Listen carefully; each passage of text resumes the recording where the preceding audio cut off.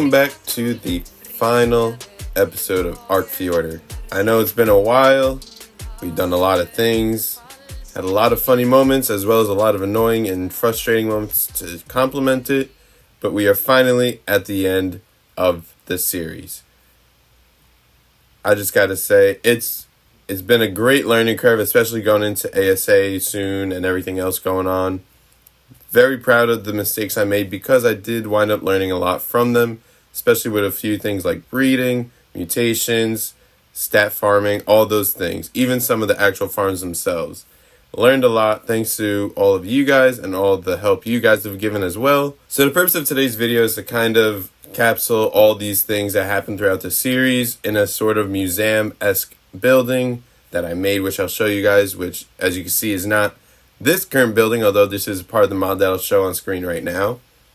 I want to showcase some of this mod because some of it's really cool and dynamic, and then some of it's kind of just like nothing special.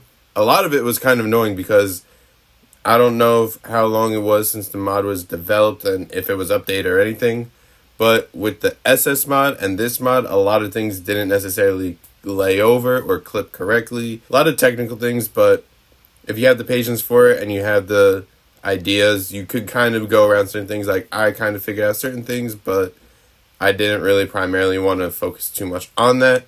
But as you can see, I'm in one of the few houses that are actually pre-built, which I've only made a couple of them, which are cool. But at the same time, it's like, I'd rather just build my own. Although this gives you good ideas for things that you could do, I wanted to literally make my own. So you can see this house has like two parts where it's a first and second floor. Then you got the staircase. The door, I don't know what's going on here, but is what it is. This house is a lot cooler. You got, well, this is kind of hard to do in reverse, but again, the doors, I don't know why they don't clip properly, but is what it is. Then you have another doorway exit on the first floor. Then we come over here to the second, and we have all this space over here. Again, it's not much space, but in terms of like the actual compartment of the house, like what you would build if you were to make your own base, is a lot of room for doing most things. Oh, that's not that floor. Can I? Thank you. There we go. And then this is the third floor. So there are a few pre-built houses in this mod, which is pretty cool. Again, they're not the best of the best, but for what you're getting and the amount of resources that it takes, if you do prefer that, really not that much to, let me out. Thank you. It's really not that much to make. So it is a cost-effective thing if you are not really big on making your own houses and designing it from the floor up. It's a good way, like, it's pre-built for a reason, but it's a good way to get things going so that way you can at least get something started so you're not, like, making a simple box like a lot of people do in the beginning. So for the rest of the mod, there are a lot of little tables like you see right there. I believe that one's called the blacksmith table. There are a lot of things you need in order to make certain parts and resources in order to make the actual parts of the base that you want to, not the pre-built ones. Most of those are in that blacksmith base, that blacksmith table, so you don't have to worry too much about that. But like all the things over here, although they look like actual pre-built houses, those are actually the structures themselves. The one directly behind me is for the roof, and this one behind me is for, I think, signage and whatnot. Nothing crazy, but all the resources you need, you got to make the other things, which I have all in the museum, which I'll showcase in just a moment. But in order to make all those things, you got to have certain resources and then craft them. And it's a whole nightmare. And some of them you can't even find that easily. Like, it doesn't tell you where to look. You can unlock all the engrams, but then you got to, like, go through each separate mod table, find whatever you're looking for, craft it. And if you can't, find the other table that crafts the resource that you then can craft. That, like, it's a whole complicated thing. I would say if the creator of this mod was able to just simply, not necessarily put them all in one table, because I think it's cool that you gotta have different tables, because they also look cool, but in terms of functionality and making it a bit user-friendly, have each table, or rather have each item in the description say where it is they have to be crafted. Like, for example, clay ingot, have that included where it is to make it, not just like, oh, you can make it here, but I can't make it here. Now I gotta find which table it is to build it. But anyway, that's pretty much like all I have to say about this mod. Although it's pretty cool for a lot of the cosmetics, like you could see, and again, you'll see momentarily, The cosmetics for these things are really cool. Like, they're very unique. Unfortunately, most of them do not work well with SS mod or even vanilla ARK itself. But, you know, you can make do with the few adjustments that you can make, like customizations. Like, let me show you this one right here, this middle piece. If I could only... no, I can't. So anyway, these 3 foundations are the only ones that I found. If there are others, then it is what it is. But you could customize the one in the middle to have different color cosmetics. Like the wood could change a different color. Let me just show it like that. The wood could be a different color. The stone could be a different color set, whatever. The other 2 are the tall and the regular stone pillar foundation. So you do have that to work with, although cosmetically they look pretty much the same. It is quite ironic that the one on the left, the one right here on my current right, that's the tall one, yet this one isn't. And you'll see it's based mainly like on how it sets on the floor. Like, although it stops right here, it does go a little deeper, so that way you could, I guess, build something on a surface that isn't necessarily flat. Like if it's concave or has dips like this here, you could actually like build into the mesh and it will kind of function like the floor will be a flat floor for you. So it worked out for that part.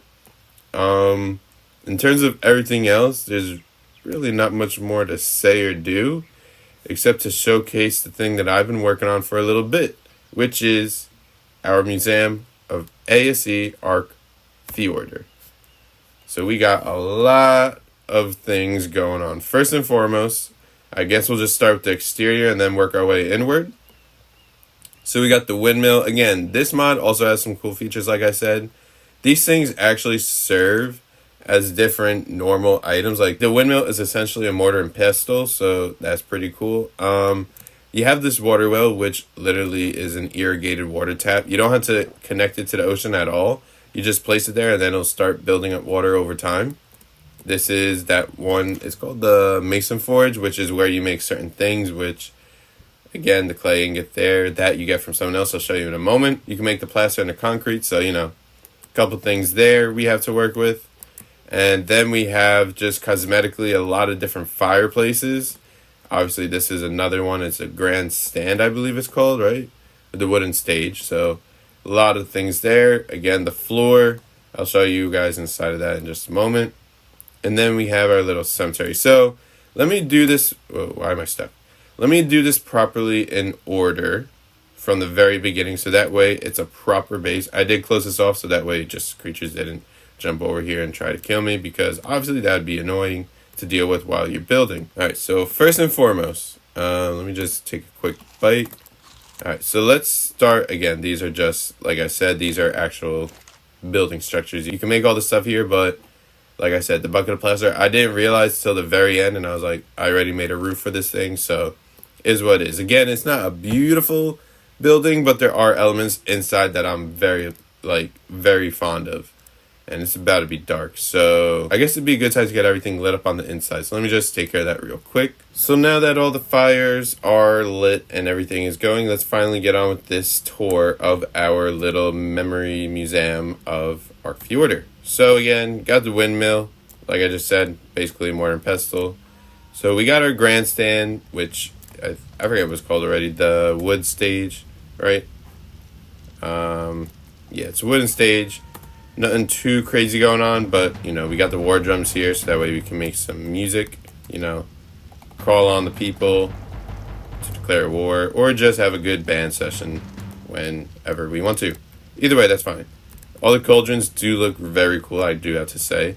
They are basically fireplaces. They work the same, but, you know, it looks so much better than, like, a standing torch. So then we have our outhouse, which, you know, it is what it is. And then we have our mirror, which was working earlier when I first built it, but maybe because it's nighttime it won't show. But it did actually, like, reflect, which I didn't know was a thing. So, you know, there is that if it ever chooses to work. And then obviously our little toilet, because, well, when nature calls, time to answer it. Yeah, don't know what's going on here. I'll check it again in the daytime, but if not, no big deal. So that's all there is to this. Now, before we get on with the main aspect of the base, We must pay homage to the ones we lost along the way. All of the dinos, which there have been many, many dinos. The Rexes, the Allosaurus, probably a couple Parasaurs on the way, and everybody else that I forgot. This is for them. This is the little graveyard that I have. Again, these fences came with the mod. I like these a lot.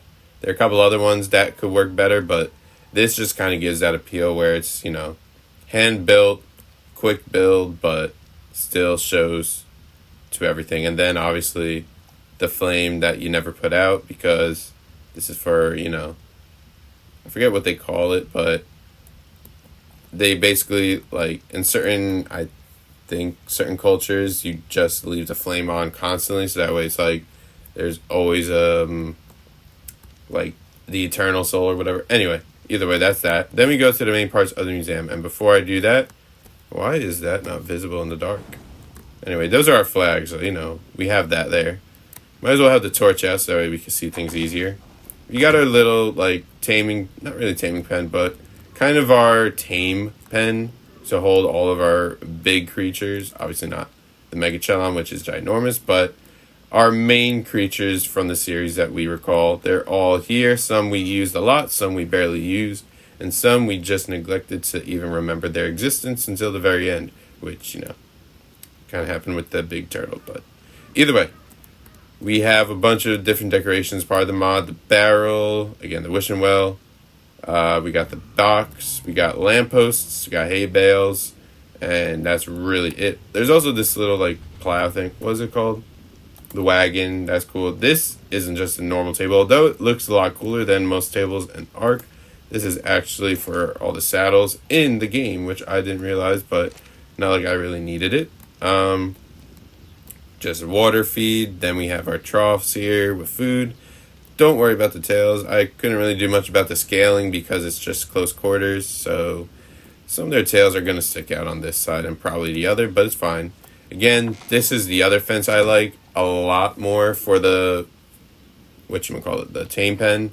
Just because it's like a great looking thing, although it's like very fragile, where you could probably just, I know I could jump over it, but it just looks very cool for like the farm aesthetic, because this is kind of like, where you'd go when you retire. So pretty cool on that front. Now we go inside our museum, and you can see, well, I don't need this anymore, but you can now see all of our base. Let me close that up. So we have each episode and a little like tribute to each one that we have, like the main aspect of it. So obviously episode 1 was the start of my Viking adventure, which wasn't much. We just have a guy. There's really not much to work with for the mannequins. I did even give him a spear, but fortunately, I guess for right now, the SS mannequin is not functioning with tools, but you can put armor on it. So this is the best I could do to like the day 1 outfit I had, even if I had armor. I don't remember. It's been that long. Then we have the second episode, which is the Deinonychus.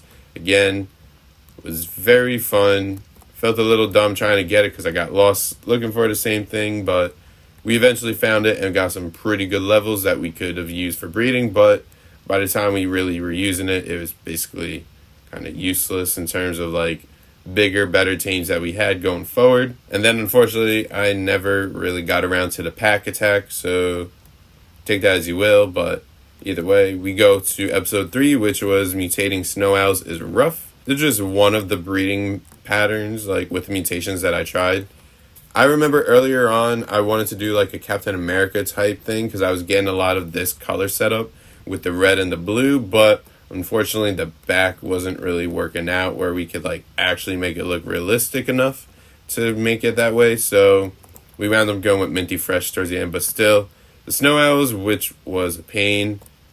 I kind of enjoyed it, but at the same time, I realized now what I could have done differently to improve it and make it more efficient and really just better for this like actual episode, because I realized I was showcasing the actual stat farming, which nobody really wants to see. They just want to see the color mutations and go from there. So I did learn my lesson, like I said earlier in the video. Learned a few lessons from this series that I will implement going forward in ASA and whatnot. But that'll take us to episode 4, which was exploring the aberration zones. Again, we have our Bulb Dog, which is named Boba Fett. couple other things we got in this episode, I believe, were the Ravagers, and I wanted that roll rat, but I couldn't find it. I guess it despawned, but it is what it is. I really don't know why I haven't seen a single aberrant creature in the caves going forward ever since this episode, really. There's been literally nothing except, like, a couple Arthros, and that's it. And maybe some Scorpions, but regardless, that was episode 4. Then episode 5, which is How to Train Pet Dragons. I remember there was one person in the comments that was like, they're not dragons, they're wyverns. You're like falsely advertising the episode. I'm like, since the title of that movie is How to Train Your Pet Dragon, I figured, why not? It's like onomatopoeia, or whatever the literary term is. It's a play on words because it's kind of what it is, even though the dragon is not the dragon, it's a wyvern, but is what it is. Then we go to episode 6, which was preparing for my first boss battle, which was the Megatheriums and the Didons. Mainly the Megatheriums because obviously going into Bela, that boss fight, which I don't know why it shifted, even though it is center right here. I guess maybe just, I don't know. That's probably just why the certain creature, because it's like a not technical ARK creature, is like an exclusive creature, boss thing, whatever, has probably different like mechanics and everything. But either way, going back here, so the Megatheriums were a nightmare because it took super long to find. I think I found the male really quick, like a high level one. It took a little bit, but it was really fast in the episode, like maybe within the first 5-10 minutes I found it. But then when I was looking for the female, that took like a whole hour, I think. I don't know why. I mean, I found lower levels within that hour, but I'm like, I don't want to do that and have bad stats. I'd rather just have a high-level male, high-level female to start with, and then go from there, which eventually we did get, but it took a long freaking time to do that, so that was fun. Then that brings us to Bela, which, again, I challenged Bela to a slaughter, which was, to say the least, the exact thing of what happened. I only had, 7 Megatheriums, and they weren't really that good. Again, I realized the thing with the stats early on. They weren't really that good, so I'm more shocked how easy Bela was to kill, compared, obviously, going in hindsight and in the future, compared to the other boss fights, but still.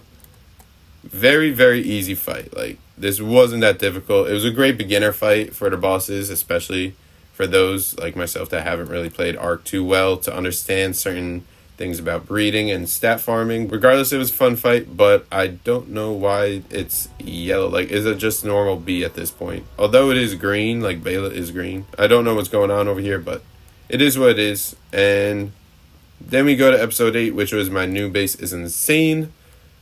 I couldn't obviously build a structure really on this taxidermy base, which again, all of them are taxidermy bases. I couldn't build a smithy here because obviously the smithy was snapping to the foundation, which is down here. And thus I found using a mod table, it put it on top of the taxidermy base, which is exactly what I wanted, at least most of it. So it's pretty good for what I needed it, and it gets the point across.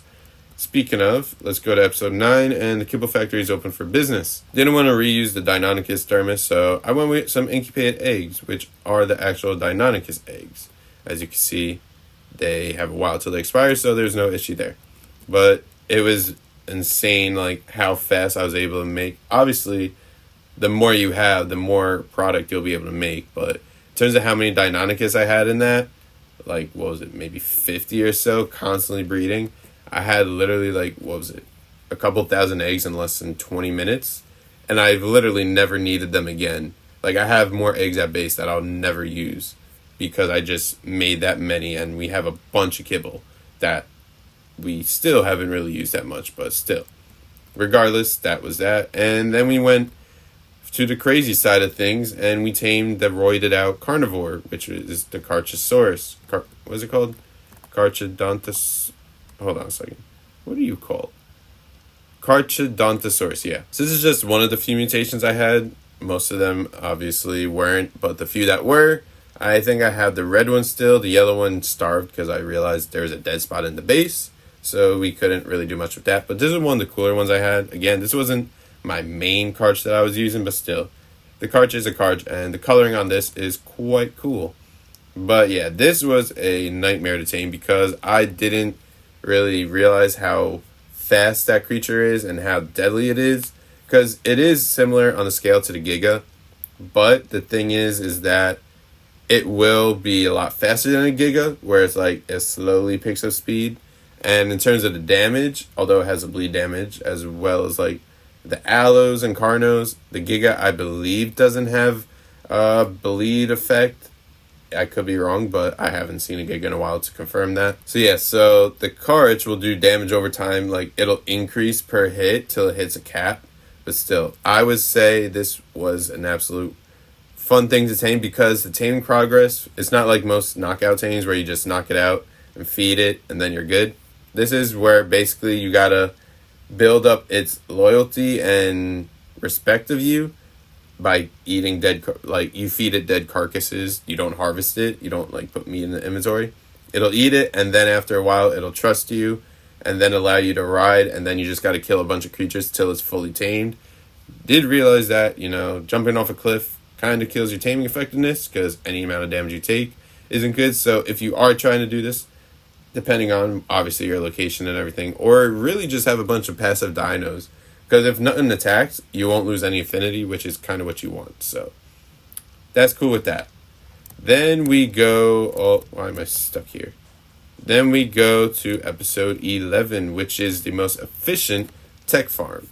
Again, we were using the Magmasaurs, so, the Magmasaurs will eat the tech parasaur babies when they hatch, and then they will be able to smelt all the metal and make metal ingots. They'll also get oil, element dust, electronics, and I think the prime meat I didn't really care for, and then the spoiled meat as well. But regardless, it worked out well. But then I started realizing, like, later on, every so often, all of a sudden, the Magmasaurs would actually die by a tech parasaur, which was not physically possible because all the tech babies that were technically not mine and unclaimed, where they have like the red info on top of them, they would be passive fleas and start running away. They wouldn't be attacking a Magmasaur.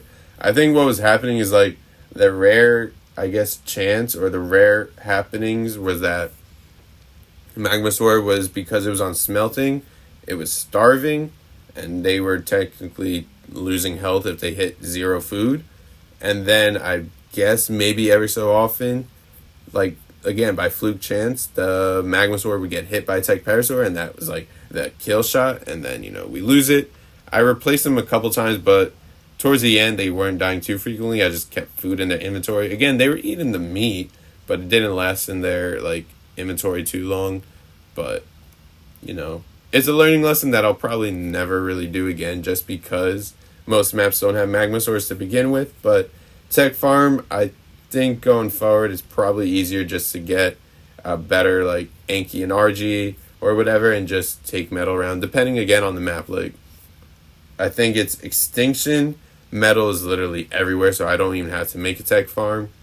In terms of Aberration, depending on where you're going, the island, the center, similar things. Scorched, I don't really know how that will favor in terms of the metal areas and the metal nodes that deposit.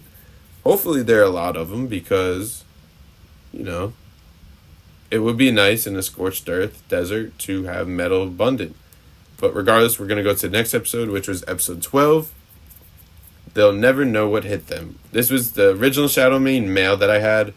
Unfortunately, like we saw, the colors literally just got neutralized and gone in the wind. I don't know what happened, but we did luckily get some very high level melee and health Shadow Manes, which very, very good. Like, if you can get Shadow Manes in the map that you're playing on, definitely go for them. They are absolute nightmare to tame because of just how they have to, like, be asleep, and then you got to approach from, like, behind them where they can't see, feed the fish.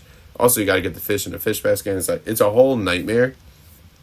But once you have one, you're going to be set for a lot of things. And obviously, the more you have, the better you are at fighting certain creatures, like in the second boss fight with Haiti and Skull.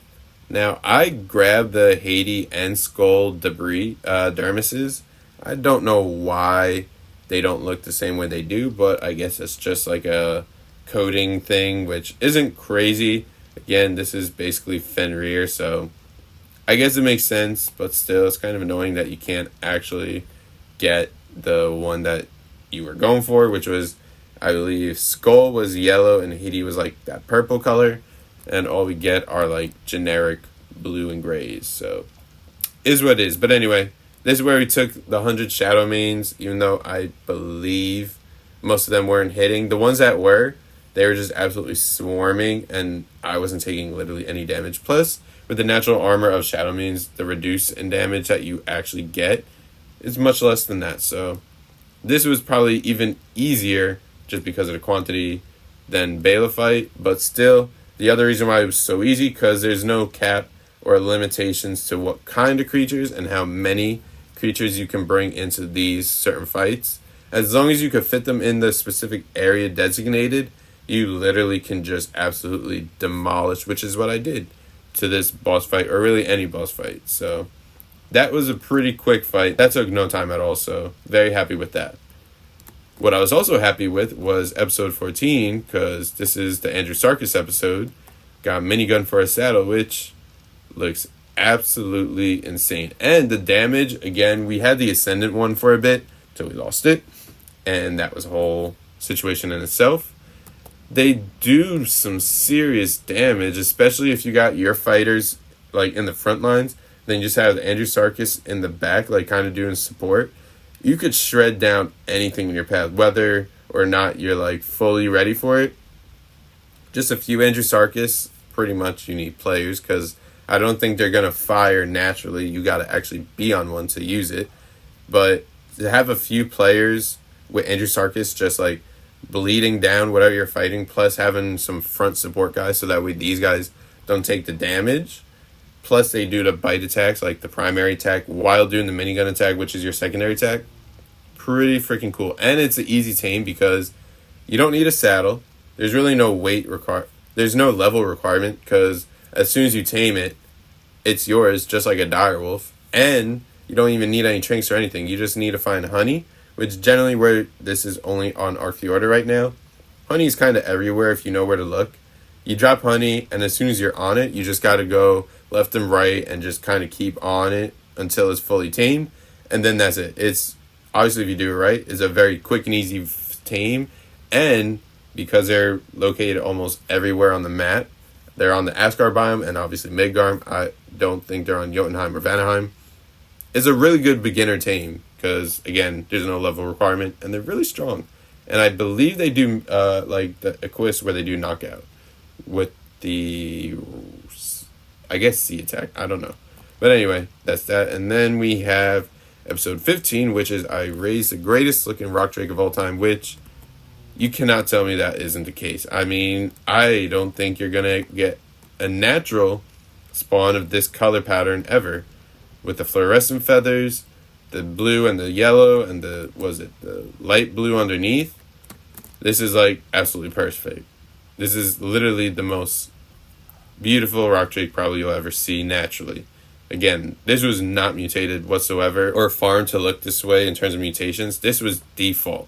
Like, this was a default skin. And I, like I said before, am all for that.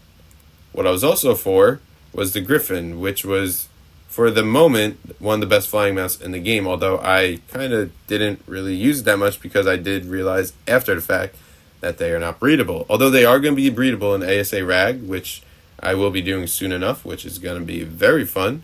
But yeah, these guys have like omnidirectional, where you could go left, right, forward, and backwards while flying and walking. So very cool with that. But in terms of the attacks, it's really just the left click.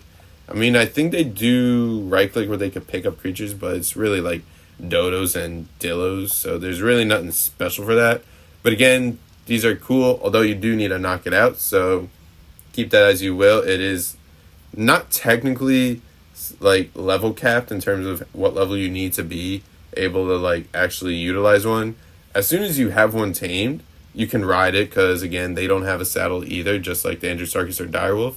you just get on and go. So it's a good flyer, like, beginning mount, but you just gotta be able to trap it and knock it out, which the trap worked very well. So if you could build, like, those gateways and then trap it in there, all you gotta do is just knock it out, feed it meat or whatever you have that's the best for it, then you're good to go. Another great flyer is the Desmodus, which I think is one of the cooler creatures, again, exclusive to ARK Fjordur. It's essentially a bat, so it has like the vampiric element where you could attack creatures, which I learned after doing it. By attacking creatures while they're alive, you'll gain the blood packs, and then when they're dead, you'll harvest, obviously, like, raw meat, and I think you'll also get spoiled meat, which is really cool that they converted, because I think it said in their, like, bio or whatever, that the bile or the saliva in their mouth, like the enzymes, they'll basically, like, deteriorate any living, like, cells or meat, or really, and basically just digest it down to where it spoils, because I guess they're just very acidic in their saliva. So then you could also make the elixir once they're saddled, which is a sanguine elixir, which is basically soothing balm, which makes the taming progress, not the taming levels or anything better, but the time or duration for taming a lot slower, a lot faster, and it'll shorten the time to tame certain creatures, especially bigger ones. Like, if you're taming a Giga, probably have a Desmodus, because you can just save time while doing that, and it's literally like the most free thing to make. All you gotta do is just attack creatures. Probably, if you're able to do it, go for like Diplodocus, or go for like a Diplodocus or Diplodocus, whatever. Just keep hitting that, and you'll get a bunch of blood. You can make the elixirs.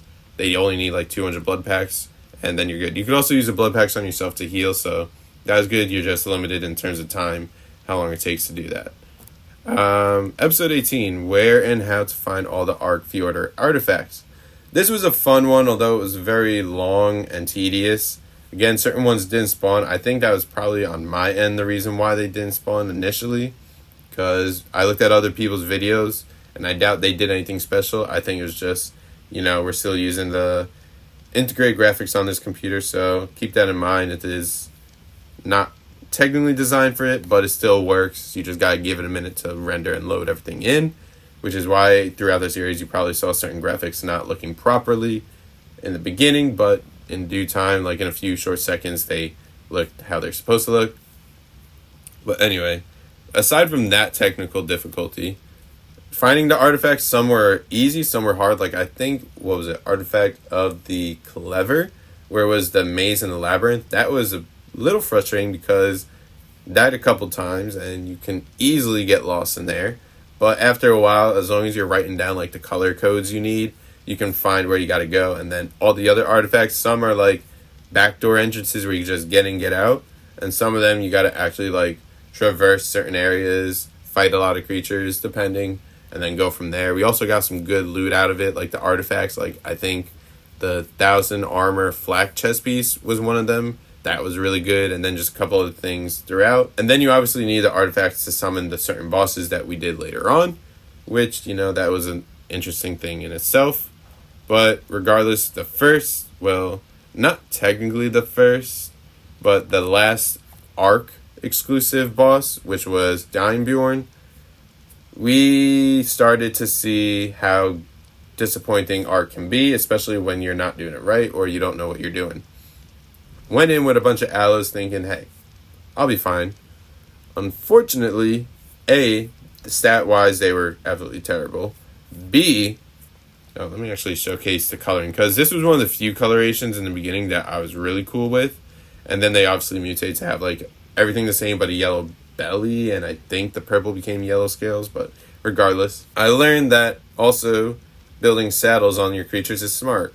Quantity doesn't always beat quality, and I learned within, 2-3 minutes of starting the fight with Dimebjorn, that was the case. And unfortunately, Dimebjorn was an absolute nightmare because he has a serious damage reduction, because I guess that's just how he's built with all the icicles, the armor, ice armor, whatever it's called, and that really made life a lot difficult. Plus, aloes were not really working the way I thought they would with the bleeding effect, and they were doing, I think, at most 10 damage per hit, which really sucks. So Luckily, we went back in with the Rexes again. Not all of them were great. They only had, I think, 8,000 health. If I had the Rexes I had going later on, like those with 40k health, and the same similar melee, I would have absolutely destroyed Steinbjorn within probably 2, maybe the 3rd wave of the Rexes I had, and the rest of them would have lived without no issues. But still, got it done, and, happy from there. Going to the next disappointment, that it wasn't a disappointment in the sense that it seriously handicapped my experience playing ARK. It just really was frustrating, which was the gacha farm. They worked for like the first 2 times, and then to this day they only maybe worked 3 other exclusive times, which I saw videos. I kind of was doing things different. Obviously I didn't have the issue where they were like depressed or whatever because they were saddened by being near like other gachas. I only had 1 male and 1 female. That should have theoretically not been an issue, but they had the pellets in their inventory. They weren't slot capped, and like I kept pumping up crafting skill, whatever. They were not working. Even the gacha Gavager was just not working. I couldn't figure it out for the longest, but it is what it is, I guess. We're gonna have to go about it. Maybe later on, somewhere in a different series, we'll go and revisit the gacha farm if I choose to. But honestly, for what I was getting, probably would have been a lot easier and quicker to save time to just go for like the actual resource themselves. Like the black pearls could just probably, what was it? You get them from the trilobites, and I believe you get a good chunk of them from the pseudothysis, the giant squid. So with that, that's really where we want to go. And it's already daytime. That's cool. So one other thing that I will mention about this base, certain foundations, like you can see that sticks out, like that pillar, that beam, if you will. Like it just stick out. I couldn't really do much about it. I was able to like hide most of it, but other parts of it I just couldn't do really anything about. So this beam right here, if I removed it, it looks stupid, and if I kept it, it would obviously do what it's doing now, which is hiding it. Like it blocks my character from moving, so kind of had to deal with that issue throughout the building process, which is just one of the many things that we do. And then I just put railings here, so at least it kind of blends in because it just wasn't working normally. So with that being said, let's move on to the second floor of the museum. Alright, so before I showcase this side as well, I want to start with the actual rest of the chapters of the series. So we have episode 21, which was the blood pack. We made a beautiful thylacoleo, absolutely beautiful. I think was what I call it, mountain iris, I think, because that was the flower I found. That was like blue and purple, similar to the color scheme on this. We also have the direwolves, which I, again, never really used this or the Thylas, come to think of it, except for that episode, because I realized stat-wise wasn't going to survive long enough to do what I had to do, and realizing that there's a limitation on the boss fights, which we learned momentarily, but still. It was a good plan going forward, but I did not breed them correctly to make them actually impactful, so we just kind of neglected them. And we also neglected this guy, the Megachelon, which we were going to use for our main battle mounts, but I was again going in thinking that we could have unlimited amounts of dinos, and I could just have the big turtle as like the big statement piece. Did not happen. That was just... It was cool to tame it and everything, although it was kind of annoying to find the school of fish that you needed, because they were there, then they weren't there, then I just couldn't find them, so I had to spawn them in. But still, regardless, that was the probably only real underwater episode I did throughout the whole series, mainly the underwater episode, so got a little taste of what it was like in the water in the Fjordur map, which is very expansive, but there's really not much unless you're just going for certain things, which isn't really what this map is designed for. It's mainly designed for the land creatures that you get. So either way, that was the Megachelon. Sorry I didn't use you, but is what it is. Then we started realizing problems with our strategies. The Brood Mother, which, again, I hope you don't have arachnophobia, but, The Brood Mother, that's when I realized all of my work was essentially for naught. Where the Karches couldn't bring them in because Karches and Gigas and a couple other creatures, they are prevented from going into boss arenas. Again, these are normal ARK bosses, not like exclusive to ARK Fjordur. These are regular ARK bosses, which I never done them, so it was the learning curve. Then we went in with the Megatheriums. Well, we first went in with the Megatheriums. They got absolutely destroyed because we went in for the Alpha Brood Mother, and then we just kind of got absolutely obliterated because the actual, they all clustered in one area, and the Alpha one hits for absolute, ridiculous amount of damage, and very quickly just destroyed all of my Megatheriums. And then we kept trying to go back in.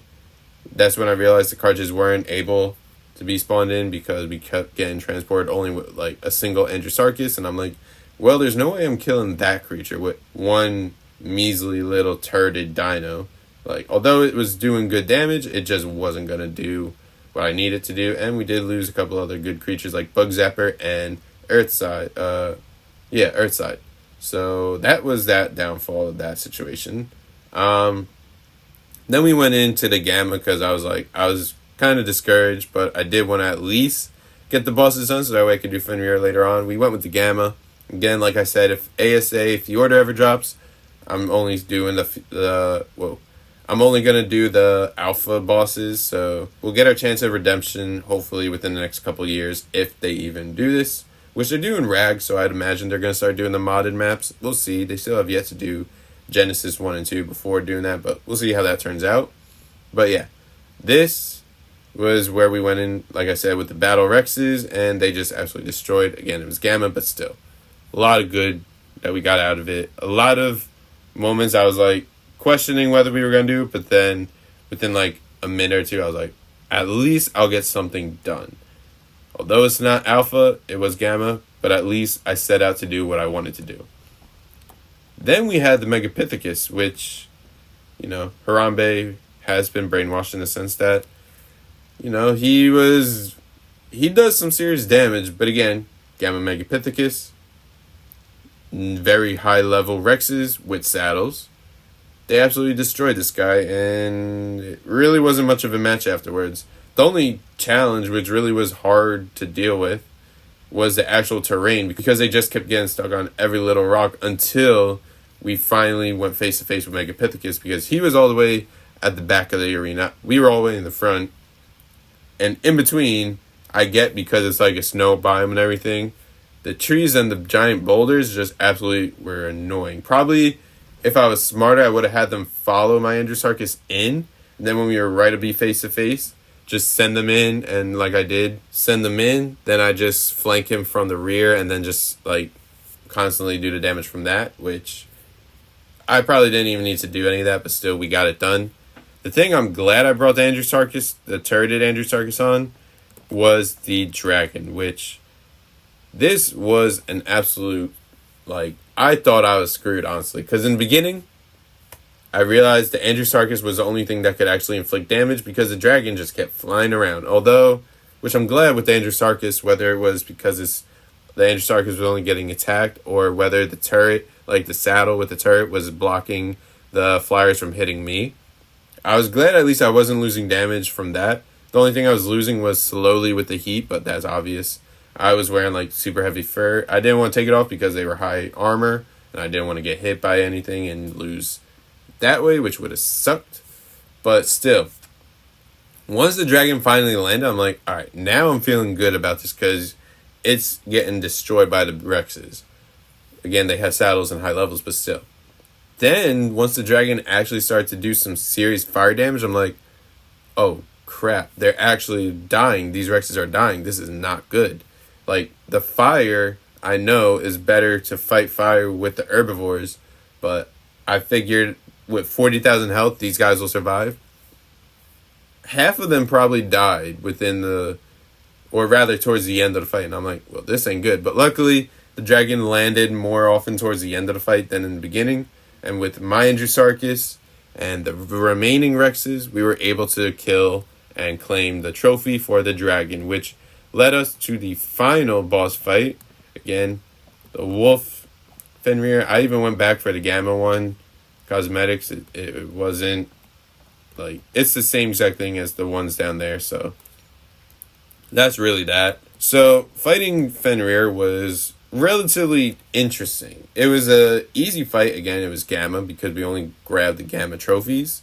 But still, fighting Fenrir, I didn't expect the ice damage I could do, where it basically freezes you and your mount, the ones in the immediate area, because of that special attack. But also, it could dismount you, where towards the, like, in the beginning, I was fine getting frozen because I got like 20 other Rexes. They're going to be killing this guy. We're all good there. What I didn't consider, which at least I had some preparation for with the weapons, like the AR, shotgun, the grenades, and everything, I didn't realize that it was going to knock me off to the point where I couldn't even, well, I could have got on a Rex, but I was like, let the Rexes fight. I'll just go from the back and flank him like I did with Andrewsarchus in the other fights. But then the wolves actually started attacking me, and right before they killed me, luckily the Rexes finished Fenrir, and then they all went away, and then we were all good there. So we were able to prevent Ragnarok. Well, technically Ragnarok did happen, but we were able to prevent the fated result of it, where the world was supposed to be destroyed. Fenrir would just absolutely destroy everything, but we wound up destroying him, and all was good there, and we were victors. So yeah, that was ARK Fjordur. Very, very interesting. Very, very fun. So for the rest of this, there's really not much more to... Oh, my fire went out. Oh well. Got a bed with the rug. A couple other things for the cosmetics. Got the war map. So nothing too crazy with this. And then obviously we have our tame pen, which is all our creatures here. We got the windmill and all that stuff. And then we have our little fireplace for cooking. And then we have our chair to look out into the rest of the map. But that is really the end of this series. It was very fun. Like I just said, very fun. Was it annoying at times? Absolutely. Was it frustrating at times? Without a doubt. But for the main piece and main parts of all this, I do have to say, I'm very glad I did it, because not only has it shown interest to all of you guys watching, but has also helped me to learn how to properly play ARK going forward. So that way, all the early mistakes that I made, I don't repeat again. From simple things, like I said, with breeding and staff farming, mutations, and then also just building in general. Like, now I have the knowledge I need to do, and the boss fights as well. Now I have all the knowledge and tools and info I need to make my time a lot easier and a lot better going forward with everything going on. Let me just real quick check the mirror. Nope, it's not working. I swear it was working earlier, but I guess that's, I don't know, maybe it's because of all the mods that we put in, but is what it is. Yeah, I don't remember the other keys for this, but either way, that is going to do it for ARK Fjordur in ASE. Again, if ASA Fjordur drops, we're going to do all the alpha stuff, but in terms of the rest of the stuff, it's kind of the same stuff. We'll probably have better experiences and better strategies for certain creatures, knowing how they work and how they are. Maybe there'll be new creatures that'll spawn in that could improve how we play the game or change up the gameplay going forward, but that is going to do it for the series. If you did enjoy at any point in this series, and if you're here long enough to remember the beginning to now, please hit the like button to show all the support. Subscribe to the channel if you are here and you're coming back here regularly. It definitely helps me out, and it'll help you guys out, because it'll at least let you be notified when I put out new videos that you will enjoy. And comment any of your favorite moments, any information you have for me going forward, any thoughts and suggestions you have for me that I could answer, as well as just general things that you just want to say. Leave that all in the comment section below. And with that all being said, I hope you have a great rest of your day and take care.